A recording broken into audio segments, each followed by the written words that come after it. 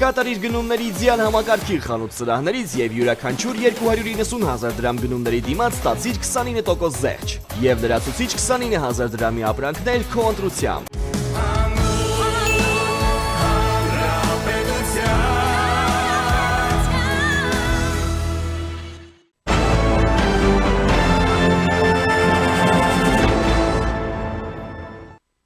Ռուսական սպառնալիքները խոսքից գործի են անցնում, Ռոսպոտրեբնադզորը կարգադրել է Ռուսաստանում դադարեցնել ջերմուկ հանքային ջրի 64.5 միլիոն շշի վաճառքը, պատճառը տեխնիկական կարգավորման պահանջների խախտումներն են, այս մասին հայտնել են գերատեսչական մամուլի ծառայությունից։ Ստուգման ընթացքում մասնագետները իբր հայտնաբերել են արտադրանքի բաղադրության անհամապատասխանություններ։ Բացի այդ, պահանջները կապված են նաև առողջությանը հասցվելիք իբր հնարավոր վնասի հետ։ Սահմանափակումներն ազդել են ինչպես խանութների, այնպես էլ առցանց հարթակների 2026 թվականի սկզբից Ռուսաստանը արգելափակել էր այս ապրանքանիշի 38.5 միլիոն շշի վաճառքը։ Բացի այդ, Ռոսսոլխեզնադզորը մայիսի 30-ի ժամանակավոր սահմանափակումներ է մտցնում Հայաստանից ներմուծվող թարմ լոլիկի, վարունգի, պղպեղի, կանաչ բանջարեղենի եւ ելակի վրա։ Ըստ ռուսական կողմի այս սահմանափակումը ուժի մեջ կմնա մինչև առաքվող ապրանքների անվտանգությունը ապահովելու համար համապատասխան արձանագրության մշակումը։ Մոսկվան պնդում է, թե մայիսի 21-ից 27-ը հայկական ձեռնարկություններում անցկացված ստուգումների արդյունքում հայտնաբերվել են իբր մի շարք խախտումներ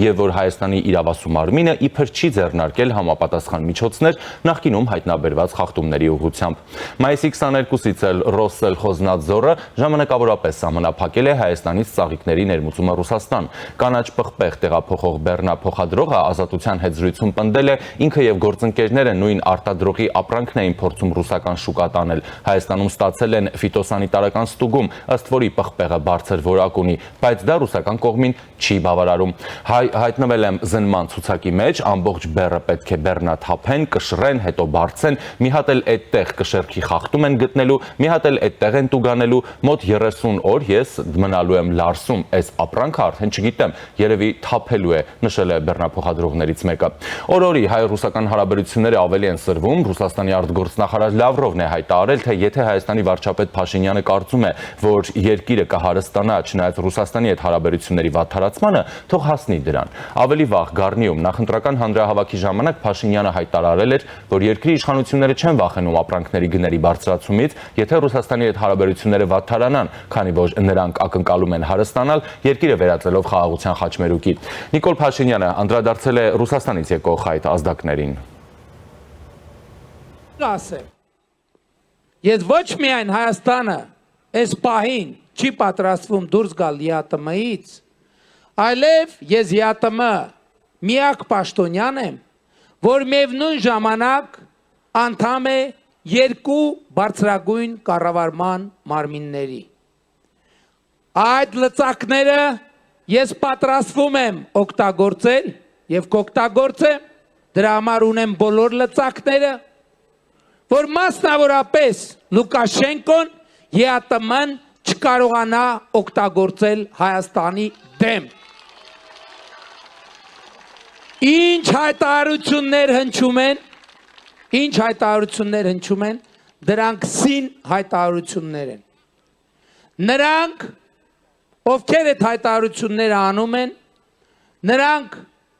պարզապես այդ ժողովուրդը ասում է տաք են, չէ՞։ Չեն հասկանում, որ նրանք փորում են Եվրասիական տնտեսական միության գերեզմանը։ Բարից բուն իմաստով։ Բայց ես ընտրություններից հետո կվերադառնամ,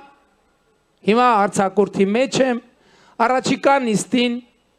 մասնակցելու է Հայաստանի վարչապետի պարտականությունները կատարող փոխվարչապետը Եվրասիական տնտեսական միության։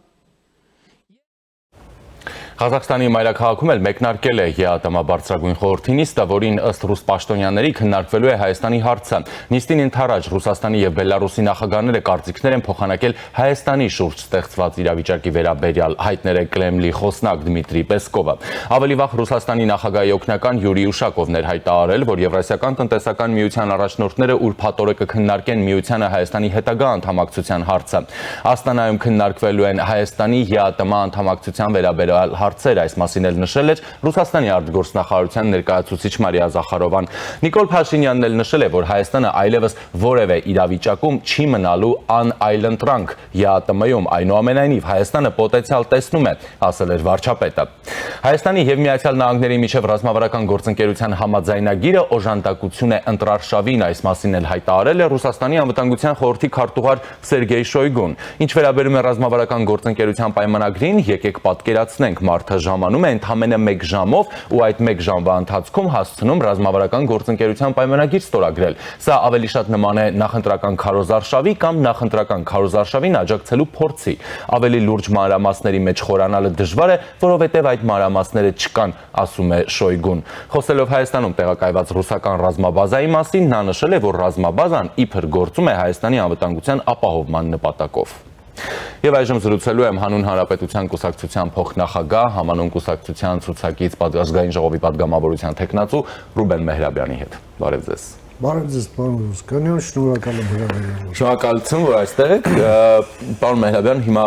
սպառնալիքներից արդեն գործի են անցել, ինչպես տեսնում ենք, սահմանափակումներ հայկական արտադրանքի վրա եւ այլն, վարորդները լարսում հարյուրավոր բեռնատարներ կուտակված արդեն տևական ժամանակ։ Իհարկե նրանք պնդում էին, որ այստեղ քաղաքական գործոն կա եւ այլն, բայց այնուամենայնիվ այս մարդիկ հիմա լուրջ խնդրի առաջ են կանգնում եւ այս սեզոնն էլ բավականին ակտիվ սեզոն ենք մտնում մենք հիմա գյուղատնտեսական, սա վերջնի չէ լինելու։ Որպեսզի լինի սա վերջը, Հայաստանն ուղղակի արտակարգ քայլերի պետք է դիմի, մասնավորապես Եվրոպական միության հետ այս ամբողջ բերքը, այսպես ասենք, եվրոպական շուկա տեղափոխելու համար։ Եվ որպեսզի նախ չփչանա, երկրորդը սպառվի։ Եվ երրորդն էլ այո, Հայաստանը երկրորդ քայլով պետք է խորհրդատուներ հրավիրի Եվրամիությունից, որպեսզի համապատասխան կարգավորումներով մեր ապրանքները համապատասխանեցվեն տարբեր ժամկետներում, որովհետև մենք տարբեր տևողության գործընթացների հետ ենք առնչվելու, մեր գյուղատնտեսական արտադրանքն այնուամենայնիվ համապատասխանի եվրոպական նորմերին եւ ավելի բարենպաստ պայմաններում վաճառվի։ Երկրորդ քայլը իհարկե դա Ուկրաինայի եւ Ղազախստանի շուկաներն են, որ Հայաստանի գյուղատնտեսական արտադրանքը կարող են հաստատապես սպառել առանց որևէ խոչընդոտի։ Այստեղ եւս արտակարգ դիվանագիտական քայլեր են պետք։ Հայաստանը մի բան է, որ պետք է չանի, պետք է ոչ մի դեպքում չընկրկի ռուսական այս այլանդակ շանտաժի առաջ, որովհետեւ այս ամենը կապ չունի ստանդարտների հետ, ֆիտոսանիտարական նորմերի հետ, չգիտեմ ինչերի հետ, այնտեղ սելխոզ կամ պոտրեբնաձորների հետ, հարցը միայն եւ բացառապես քաղաքական է։ Որովհետև հիմքում քաղաքական պահանջն է Հայաստանից հրաժարվել եվրոինտեգրումից։ Ուրիշ ոչինչ։ Սա իհարկե այդ պահանջի ֆորմալ մասն է, իսկ իրականում, այո, Ռուսաստանը պատկերացնում է, որ ինքը մի բանտապետ է, եւ Հայաստանն էլ իր կալանավորներից մեկն է, հիմա իրեն խելոք չի պահել, ուղարկում են պատժախոց։ Այո, մոտավորապես այս բանտային վերակացուի պահվածք է սա, որը մեզ եւս մեկ անգամ պետք է հիշեցնի, թե ինչ փորձանքի մեջ է մեզ գցել ռազմական շքերթ անցկացնելը ամբարո համարած Սերժիկ Սարգսյանը, թույլ տալով, որ մեզ թրաֆիկինգի ենթարկեն այս Եվրասիական տնտեսական միություն կոչվող կազմակերպություն, որտեղ ոչ Եվրոպա է, ոչ Ասիա, ոչ տնտեսություն, ոչ էլ միություն, այլ խուժանություն միայն։ Եվ Հայաստանը փաստորեն հիմա դրա պատանդի վիճակում է։ Երկրորդը, երբ խոսում են Հայաստանի կախվածության մասին այս ամենից, բազմիցս եմ ասել, չգնայիք, չկախվեիք, հիմա էլ չգայիք, չասեիք, թե կախված ենք։ Ինչ է կախվել։ Եվ հիմա իջեք այդ կախված տեղերից, այո, մեզ պետք է շատ հստակ համագործակցություն պետության եւ բիզնեսի միջև, որպեսզի այս կախվածությունը չեզոքացվի։ Չեք կարող բիբար ծախելու կամ ծաղիկ ծախելու դիմաց Ռուսաստանին նվիրաբերենք մեր պետությունը։ 2 սեպտեմբերի 3 մենք չենք հանդուրժելու բնականաբար, չէ՞։ Իսկ ռուսները մեզանից դա են պահանջում։ Գալ եւ հպատակվել։ Իսկ ԵԱՏՄ-ում այսօր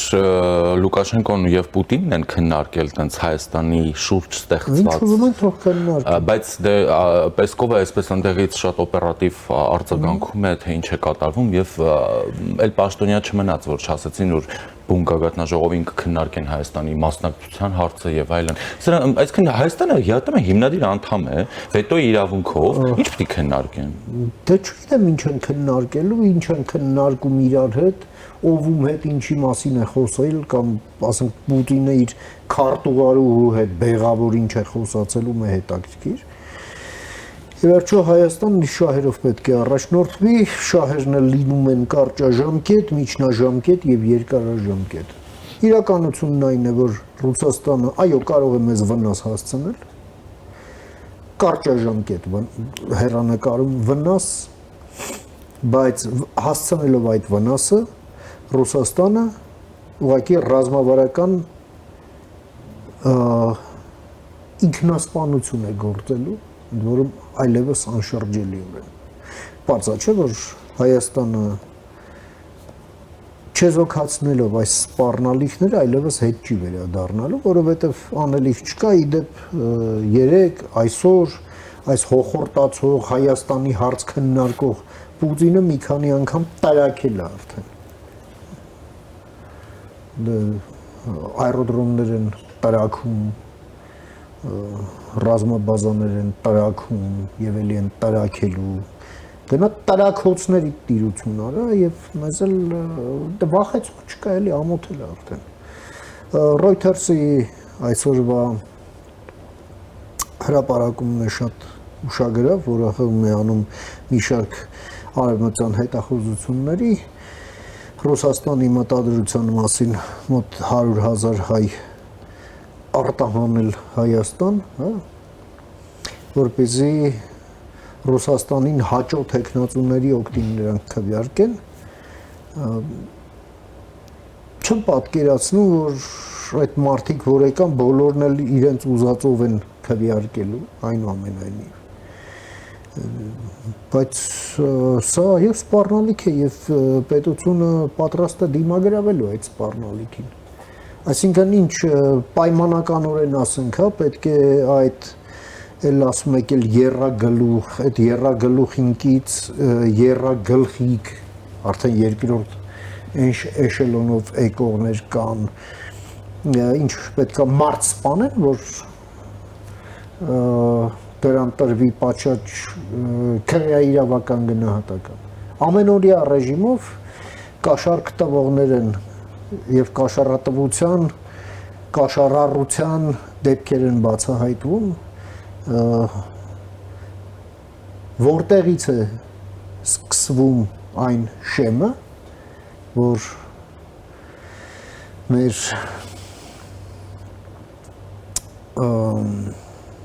իրավապահ մարմինները, մեր իրավական ոլորտը դա գնահատական, որ սա այնուամենայնիվ համակարգ է եւ այս դեպքերով բացահայտվում են այդ համակարգի առանձին ֆրագմենտներ։ Իսկ եթե սա համակարգ է, սա կազմակերպված քրեական խմբավորմանը բնորոշ գործունեություն է եւ պետությունը պետք է միջոց ձեռնարկել, ոչ թե դարձնի, ասենք, մեր կուսակցությանը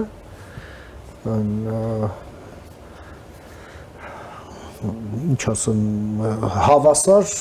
ընտրապայքարի մասնակից։ Սա անթույլատրելի է։ Սա հարցականի տակ է դնում ընտրությունների արդարությունը։ Էլ չեմ խոսում այն մասին, որ սա մի ճարտարապետություն է ուրվագծում, ըստ որի ռուսները շարունակում են, Պուտինը շարունակում է լեգալ հնարավորություն ունենալ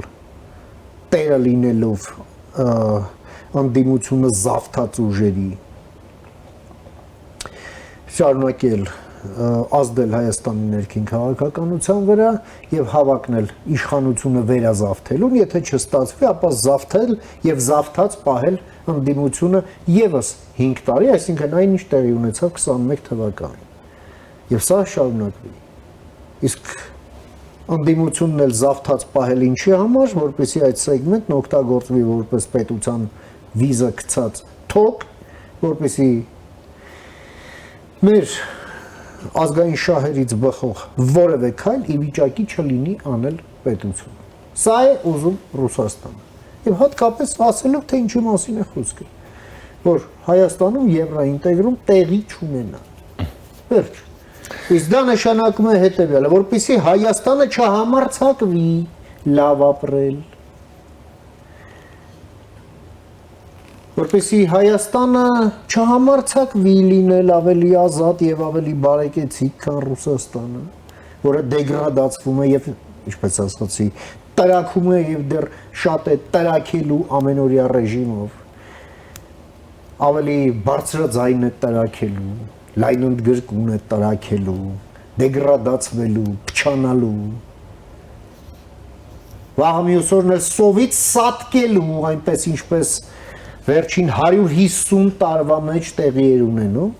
երբ կառավարիչների անհատակ տականքության պատճառով երկիրը հայտնվում էր սովի մեջ, այդուհետև էր սովասպանդով սեփական ժողովրդի եւ փրկության էր գալիս Ամերիկան 1890-ականների այն մեծ սովից սկսած։ Եվ հենց կշտանում էին, թքում էին Ամերիկայի ձեռքի մեջ։ Մինչև վերջ, այո, նաև 20-ական թվականներին էր այդպես, պատերազմի ժամանակ երկրորդ համաշխարհային պատերազմի այդպես էր։ Այս սովետի փլուզումից էր այդպես, իվել եմ ասում, հենց կշտացավ, սկսեց թքել ամերիկացիների ձեռքի մեջ։ Հենց ձեռնել փող ընկավ, արդեն սկսում է թքել բոլորի երեսին եւ հարձակվել բոլորի վրա։ Վերադառնում է նույն սովորական վիճակին։ Այս այլանդակենթանուց Հայաստանն այո պետք է ժամանակն է հեռավորություն սկսի պահել, անվտանգ հեռավորություն։ Աստված մեզ խնայել է, որ մենք չունենք ընդհանուր սահման իրենց հետ, մենք այլևս մեր հարաբերությունները Ռուսաստանի հետ այո պետք է մտածենք, որ պահենք անվտանգ մակարդակի վրա, որպեսզի